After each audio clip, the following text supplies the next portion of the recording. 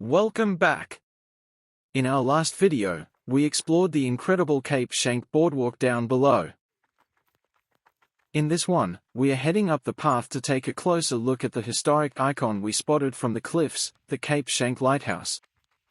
Located at the southernmost tip of the Mornington Peninsula in Victoria. As we pass through the reserve gates, you can feel the maritime history in the air.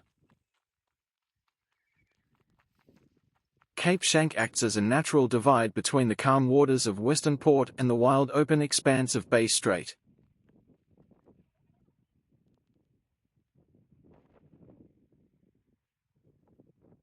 First established all the way back in 1859, this is Australia's second oldest intact lighthouse structure.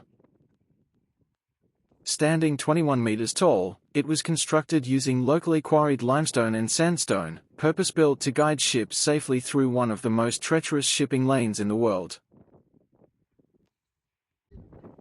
What makes this lighthouse truly special is its mechanism. It still retains its original 1915 first-order Fresnel lens, which can flash a beam visible up to 26 nautical miles out to sea. It remains a critical active aid to modern marine navigation, meaning it's heavily protected by law.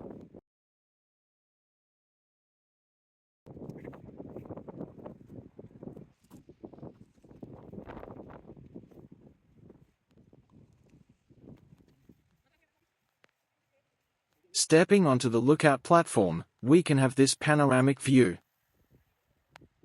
Geologically, this rugged landscape was carved out by intense volcanic activity millions of years ago.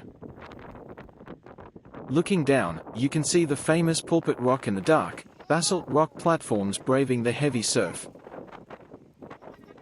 From here, you get a bird's-eye view of the boardwalk trail we tackled last time, snaking through the vibrant green coastal scrub. This area is culturally significant to the Boon Wurrung people, who have maintained a deep connection to this land for thousands of years. If you look closely out at the horizon, you can spot massive container ships making their way toward Melbourne. It's a stark reminder of just how vital this guiding light has been for trade and survival for over a century. Thanks for watching. Hoping this adds value for you.